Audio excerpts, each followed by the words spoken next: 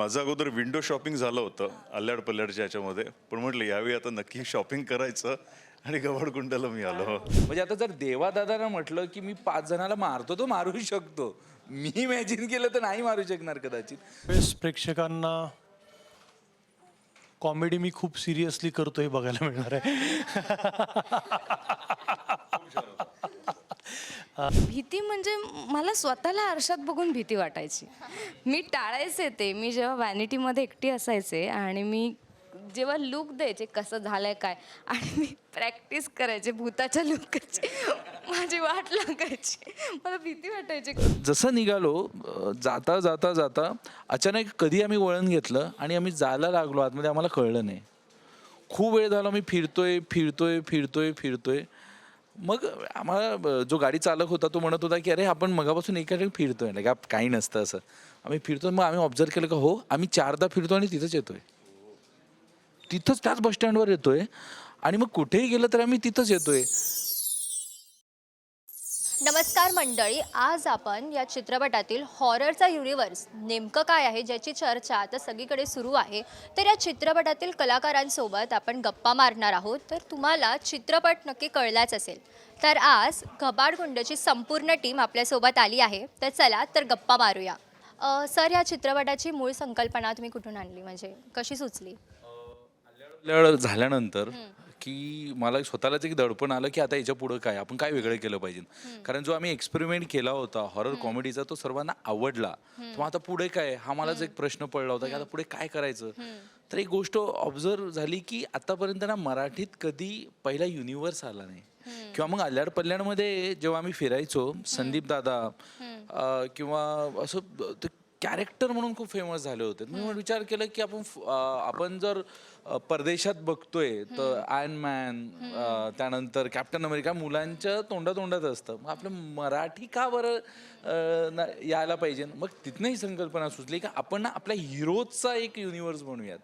जसं देवादादा आहे खंगरी, तर खंगरी म्हटल्यावर सर्वांना लक्षात येईल की बाबा खंगरी म्हणून कॅरेक्टर आहे, गुरुजी.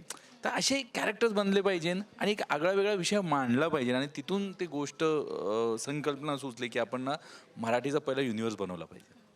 सर, आता या चित्रपटाचे कलाकार इतके उत्तम आहेत, पण हेच कलाकार या चित्रपटासाठी उत्तम असतील हे कसं तुम्ही ठरवलं? बघा, प्रत्येकामध्ये काही ना काही गोष्ट एक वेगळी आहे. जर मला वाटलं की मला एक असा मराठी रांगडा माणूस हवा, कारण मराठी माणसं म्हणजे खूप रांगडे, तर मग एक डोळ्यासमोर कुठला चेहरा येणार, देवादादा. किंवा मग असा फेस जो आपला असा वाटेल किंवा तो रांगडा वाटला पाहिजे, तो वाटला पाहिजे की हा मराठी माणूस आहे. तर मग लिखाणातच ना मी ह्या गोष्टी इमॅजिन करून लिहितो की एखादा रांगडा असेल तर तो कसा असेल, तो ॲक्शन. म्हणजे आता जर देवादादानं म्हटलं की मी 5 जणाला मारतो तो मारू शकतो, मी इमॅजिन केलं तर नाही मारू शकणार कदाचित. सो अशा विचार लिखाणातून किंवा आता संदीप दादा की एक आपलासा माणूस वाटलो, घराघरातला एक आपलासा माणूस वाटतो. तर लिखाणातच मी या गोष्टी विचार करून लिहितो आणि जेव्हा ते उतरतात तर जे मला जशा हव्या तशा ते उतरल्या आहेत. सर, देवदत्ता सर, मला तुम्हाला प्रश्न विचारायला आवडेल की हा तुमचा पहिलाच हॉरर चित्रपट होता, तर एकूण कसा होता हा अनुभव? तसं म्हटलं तर प्राची, हा माझा पहिला मराठी कमर्शियल चित्रपट. मला जेव्हा अल्ल्याड पल्ल्याड चित्रपट होऊ घातला तेव्हाच मला प्रीतमनी हाक मारली होती की असं असं कॅरेक्टर आहे, पण ते कॅरेक्टर का कुणास्टोक माझ्याकडनं होणारं नव्हतं. आणि नंतर मग प्रीतमनी मला सांगितलं की आपण दुसरा एक चित्रपट, काही एक पिरियड नंतर त्यांनी मला सांगितलं की असं असं मी लिहितोय, तुम्हाला डोळ्यासमोर ठेवूनच मी लिहितोय, आणि तो चित्रपट घबाडकुंड. सो तसं मी घबाडकुंडच्या मग त्या ह्यानी प्लॅटफॉर्मवर आलो. आणि शेवटी कसं आहे की मित्रांनी हाक मारल्यावर मित्र लगेच जातो, तसं झालं ते. माझं अगोदर विंडो शॉपिंग झालं होतं अल्ल्याड पल्ल्याडच्या ह्याच्यामध्ये, पण म्हटलं यावेळी आता नक्की शॉपिंग करायचं आणि गवळकुंडाला मी आलो. ट्रायल रूम वापरायची. आणि सर, प्रीतम सरांबरोबर काम करण्याचा अनुभव कसा होता? अरे खूप छान. मी म्हटलं ना की प्रीतम, मी नेहमी म्हणतो की गुणी डिरेक्टर कसा असावा, तर प्रीतम तर गुणी डिरेक्टर आहेच, पण गुणी माणूस सुद्धा येतो आहे ना. प्रीतम नेहमी सांगत असतो की आमचे जे प्रोड्युसर आहेत, निर्माते, की रसिक सरांसारखा प्रोड्युसर सगळ्या डिरेक्टरना मिळावा, पण मी त्याला नेहमी सांगतो की रसिक सरांसारखा प्रोड्युसर तुझ्यासारख्या गुणी डिरेक्टराला मिळाला पाहिजे, तर परफेक्ट प्रमाणात ती कलाकृती साकारली जाते. आणि ती परफेक्ट कलाकृती म्हणजे घबाडकुंड आहे. आणि आम्ही डे नाईट शिफ्ट करायचो, डे नाईट आम्ही काम करायचो. पण म्हणतात ना की कलाकार नेहमी काय म्हणतो, मी एवढा वेळ काम करू शकेन असं असतं, कारण थकून जातात किंवा काय. पण प्रीतम बरोबर असेल ना तर थकवा कधीच येत नाही, कारण तो ना खूप कम्फर्ट लेवल आपली जी आहे ना ती खूप सटल ठेवतो.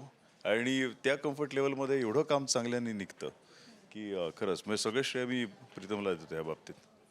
आता मी संदीप सर तुमच्याकडे येईल. सर तुम्ही काही कॉमेडी भूमिका केल्यात तर काही गंभीर भूमिका केल्यात, तर यावेळी प्रेक्षकांना काय नवीन पाहायला मिळणार आहे? यावेळेस प्रेक्षकांना कॉमेडी मी खूप सिरियसली करतो हे बघायला मिळणार आहे.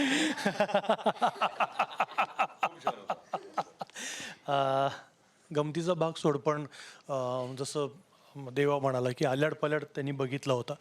प्रीतम बरोबर माझी ही तिसरी फिल्म आहे. आणि मला सिनेमा करत असताना डिरेक्टरसोबतचं जे ट्युनिंग आहे, जो रॅपो आहे, तो फार महत्त्वाचा वाटतो ॲक्टर म्हणून. कारण काय की कॅप्टन ऑफ द शिप का म्हणतात, त्याला कॅप्टन का म्हणतात, त्याचं कारण असं आहे की जसं मगाशी तो म्हणाला की प्रत्येक ॲक्टरची स्वतःची एक क्वालिटी असते आणि त्या क्वालिटीवर हुकूम ऑडियन्स तयार झालेला असतो.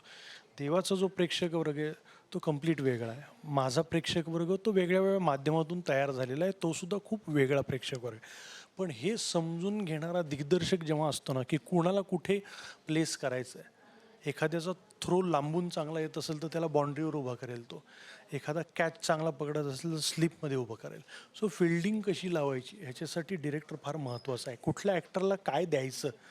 मी जर देवाचा रोल करायला लागलो तर असं लोकांना बिलिव्हेबल होणार नाही ते. मग त्याच्यासाठी वेगळे एफर्ट्स, वेगळा इनिशिएटिव्ह घ्यावा लागेल. त्यामुळे माझ्यातल्या क्वालिटीज जाणणारा दिग्दर्शक हवा. आणि प्रत्येक वेळेस काय होतं की तुम्ही माहिती असता, तुम्ही तुमच्याप्रमाणे रोलला न्याय देण्याचा प्रयत्न करता, ते समजून घेता, बरोबर आहे. पण ते उमजून घेणारा जो दिग्दर्शक असतो ना, म्हणजे तुम्हाला समजलेलं असतं पात्र, पण उमजावं लागतं. उमजावं लागण्यासाठी ना तुम्हाला डिरेक्टरचे एक 2-3 स्ट्रोक हवे असतात की नाही हे असं आहे, असं आहे, मग असं अपेक्षित आहे. आणि तो अँगल मी लावलेला नसतो, बिकॉज मी ॲक्टर म्हणून विचार केलेला असतो. सो त्याच्यामुळे मला दिग्दर्शक फार महत्त्वाचं वाटतं. या सिनेमामध्ये आल्याड पल्याडमध्ये जसं दिल्या नावाचं पात्र होतं, प्रीतम जसं म्हणालं की लोकांना, प्रेक्षकांना ते खूप भावलं. त्याचंच पुढचं व्हर्जन म्हणजे घबाडकुंडमधला दिल्या आहे की जो आता त्याचं आयुष्य बदललं, आजूबाजूची माणसं बदललेली आहेत, परंतु भूत आल्याड पल्याडमध्ये त्याचा पिच्छा सोडत नव्हतं आणि या सिनेमामध्ये सुद्धा ते पिच्छा सोडत नाही आहे. वैष्णवी मॅम मी तुमच्याकडे येईल. तुम्ही आत्तापर्यंत एकदम अशा गुणी किंवा सपोर्टिव्ह भूमिका केलेल्यात, तर या हॉरर चित्रपटासाठी तुम्ही काय तयारी केलेली आहे? खूपच जास्त आणि वेगळ्या प्रकारची तयारी केली. एक सगळ्यात पहिली गोष्ट म्हणजे मानसिकता. कारण यात मी जो रोल प्ले करते त्याचे 2 पैलू आहेत. एक पैलू आहे जो आपल्या काळातला आहे, दुसरा पैलू आहे तो खूप वेगळ्या काळातला आहे. सो दोन्ही काळांमध्ये मला ते कॅरेक्टर प्ले करायचं होतं.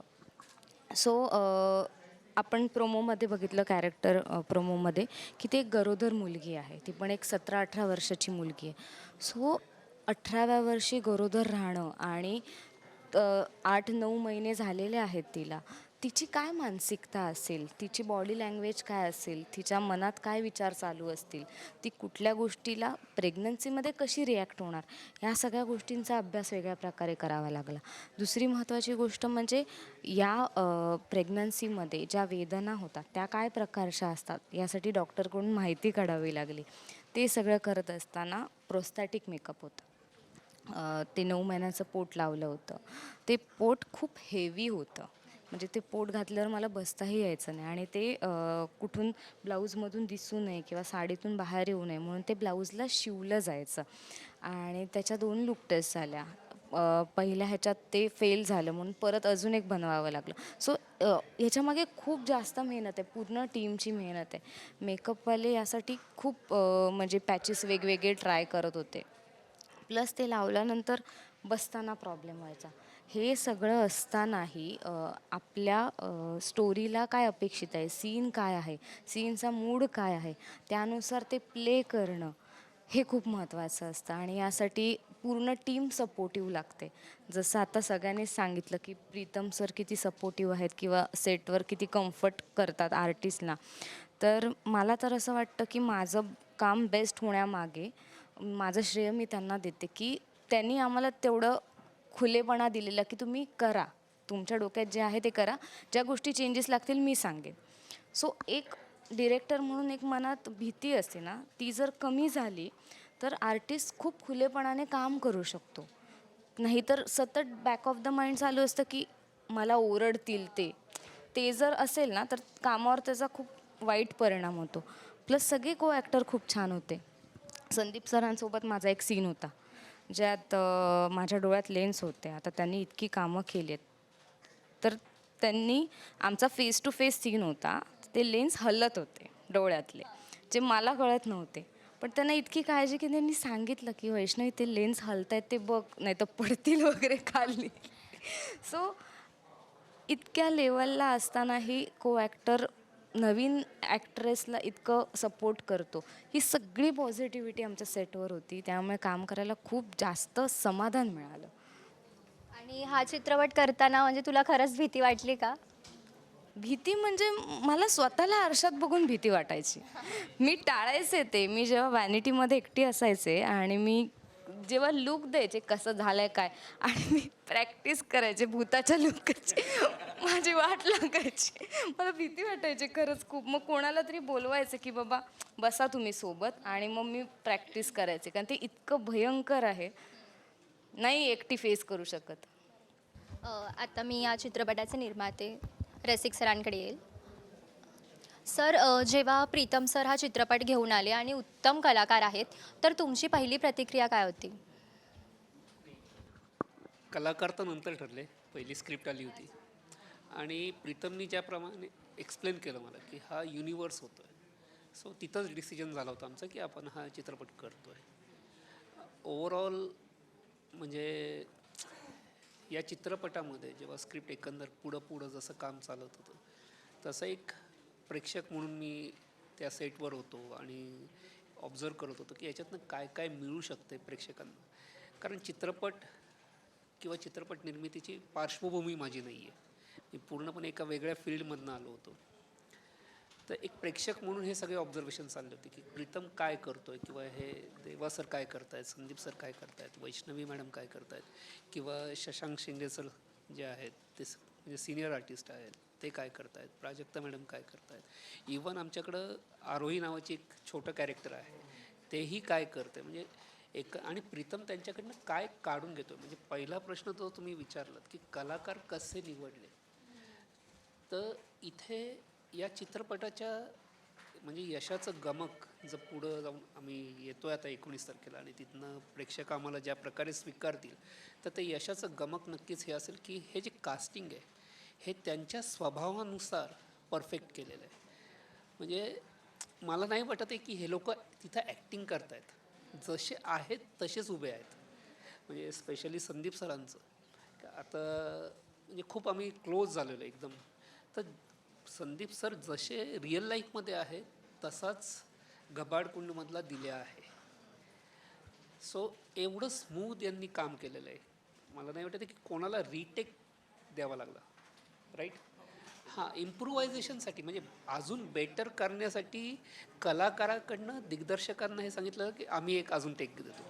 हे झालेलं आहे की आम्हाला अजून बेटर करायचं. 18 तासाच्या कामानंतर ही मंडळी जेव्हा एवढा उत्साह दाखवत होती तेव्हाच मला कळत होतं की हा चित्रपट खूप सुंदर होतोय. सर, हा चित्रपट आल्यापासून ते आत्तापर्यंत एखादा भन्नाट किस्सा तुम्हाला आठवत आहे?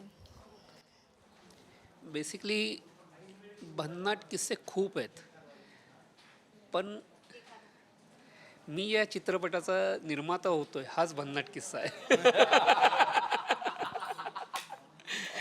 म्हणजे खरंच काहीच पार्श्वभूमी नाही. मी ना आत्ता मी तुमच्या स्टुडिओमध्ये बसलोय आणि समोर बातमी जातीये की RBIनी जे सोनं विकलंय त्याच्याकडे माझं लक्ष आहे. मी तिथला आहे. तर हे माझं म्हणजे माझा पिंडच वेगळा होता. पण एकंदर मला एक लाईफ लेसन मिळालं की एक काय असू शकतं किंवा चित्रपट निर्मितीची एकंदर प्रोसेस आणि ती किती किचकट आहे आणि एक्झॅक्टली काय काय करावं लागतं, किती आपण जेव्हा म्हणजे मी प्रेक्षक म्हणून जेव्हा पडद्यावर बघायचो की यार किती इझी आहे हे वाटायचं, पण त्याच्या मागचे अगदी स्पॉटबॉयपासून ते डिरेक्टरपर्यंतचे सगळ्यांचे काय एफर्ट्स लागतात, किती बिझी असतात हे कळलं. एक नवीन विश्व मला म्हणजे मला या युनिवर्समध्ये एक माझं नवीन विश्व मिळालं आहे. हा भन्नाट एक्सपिरियन्स. हां, हो हो हो, खूप खूप. निर्मात्याबद्दल मनापासून बोलायला आवडेल, कारण मराठी चित्रपटसृष्टीला अशा निर्मात्यांची गरज आहे, जे सिंगल प्रोड्युसर ज्यांना आपण म्हणतो आपण. तर मुळात उत्साही असणं, आपल्या प्रोडक्टबद्दल कॉन्फिडंट असणं, त्या प्रोडक्टवर प्रेम करणं. कारण निर्माताच कॉन्फिडंट नसेल तर बाकी जी टीम आहे ती सगळी होईल. तर मला त्यांचा हा गुण खूप आवडतो, की समजा IPL टीम विकत घ्यायची आहे, तर पैसे आहेत विकत घेतली नाही, त्यांचं लक्ष म्हणजे ग्राउंडवर मॉइश्चर किती आहे, आजची पिच कशी आहे, विंड कुठे आहे, स्विंग होणार आहे की नाही. विकत घेतली आहे टीम, पण सगळ्या गोष्टी माहिती आहेत. टीममध्ये 11 जण कोण पाहिजेत, 14वा खेळाडू कोण असणार आहे. सो मला असं वाटतं की म्हणजे सेट बांधण्यापासून तो डिमॉलिश करेपर्यंत हे मधले सगळे 2 महिने जे आहेत, तर तो माणूस पूर्ण वेळ प्रत्येक गोष्टीमध्ये लक्ष घालून होता. तर मला असं वाटतं की हे खूप महत्त्वाचं आहे. प्रॉफिट झाला तर का प्रॉफिट झाला ह्याचे रिझन्स त्यांच्याकडे आहेत. असं होणार नाही, पण लॉस झाला तर का लॉस झाला आणि त्यातून काय शिकायला पाहिजे ही वृत्तीसुद्धा त्यांच्याकडे आहे. नाहीतर काय होतं, 90% निर्माते म्हणतात नाही नाही बाबा, तो काय गेम आहे, तो काय हे बाबा सट्टा आहे, तो सिनेमा म्हणजे लावलं नुकसान नाही. हा माणूस जर शेअर मार्केट हा अभ्यासाचा विषय म्हणून बघतो आणि नंतर पैसा म्हणून बघतो, तो या माध्यमाकडे सुद्धा अभ्यासाचा विषय म्हणून बघतो आणि नंतर ग्लॅमर आणि पैसा म्हणून बघतो. सर, मला एक प्रश्न विचारायला आवडेल की कॉमेडीमध्ये हसवणं लोकांना खूप कठीण असतं, तर हॉररमध्ये लोकांना घाबरवणं कठीण होतं का? नक्कीच प्रत्येक जॉनरची आपापली एक ताकद असते. म्हणजे विनोद निर्मिती करणं, लोकांना हसवणं प्रत्येक माध्यमात, म्हणजे टेलिव्हिजन, नाटक, सिनेमा हे अवघडच आहे. दैनंदिन जीवनामध्ये तू समजा मैत्रिणीबरोबर बसलीस आणि एखादा विनोद केलास आणि तो पंचला कुणीच हसलं नाही, तर कुणी हसलं नाही तर हसं होतं आणि ते वर्क झालं तर हसू येतं. हा छोटा डिफरन्स आहे. तसंच विनोदी काम मी जेव्हा जास्त करतो तेव्हा प्रेक्षक हसणार आहे की नाही याची काळजी सतत असते. कुठलंही काम करताना टेन्शन असतंच, की टेन्शन येतंच की अरे आज प्रेक्षकांना आवडेल का नाटक, आज प्रेक्षकांना सिनेमा आवडेल का, मी जो ह्युमर क्रिएट करतोय तो लोकांना आवडेल का. तसंच हॉररच्या बाबतीत सुद्धा आहे, की हॉररसुद्धा लोकांना घाबरवणं ही सुद्धा एक कला आहे वेगळी. आणि ते 2 तास त्याचा ग्राफ चढा असणं आणि टचवूड आत्ता ज्या प्रकारचे सिनेमे येत आहेत ना, त्याच्यामध्ये हॉरर कॉमेडी हा जो एक जॉनर आला आहे ना, तो फार छान आहे. जसं हिंदीमध्ये स्त्री फिल्म आली, आमच्या फिल्ममध्ये सुद्धा खूप मोठ्या प्रमाणात ह्युमर आहे. कारण हुकमी एक्का कुशल बद्रिके जो आम्ही घेतलेला आहे तो आहे, प्राजक्ता हणमकर आहे. माझं कॅरेक्टर जरी ह्युमरस नसलं तरी पण ही जी कॅरेक्टर्स आहेत ते एंटरटेन करतायत, लोकांना हसवतायत. त्यामुळे मी नेहमी म्हणतो की आमचा जो घबाडकुंड चित्रपट आहे ना, त्याच्यामध्ये आम्ही सगळे जॉनर आणलेत धरू दावणीला बांधून ठेवलेत. हॉरर आहे, थ्रिलर आहे, सस्पेन्स आहे, ॲडव्हेंचर आहे, ह्युमर आहे, सगळे प्रकार आहेत आणि सगळे तेवढेच चॅलेंजिंग आहेत. सर, घबाडगुंड हे चित्रपटाला नाव का द्यावंसं वाटलं आणि याचा अर्थ काय आहे?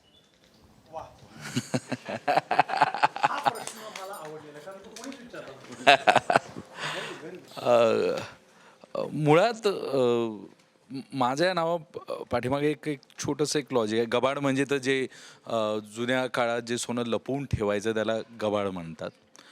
पण मला असं वाटायचं की नाव असं असलं पाहिजे ना, की लहानपणी आपल्याला आजी किंवा आजोबा गोष्ट सांगायची ना, आपल्याला ते ऐकायला खूप भारी वाटायची.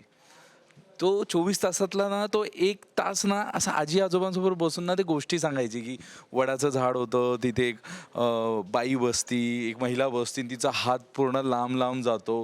ते ऐकायला किती छान वाटतं ना. तर मला वाटलं की पौराणिक गोष्टी आहे त्या गोष्टी कुठंतरी आपल्या या नावामध्ये पण यायला पाहिजे. म्हणून हा आपण नाव ठेवलं आहे घबाड, कुंड.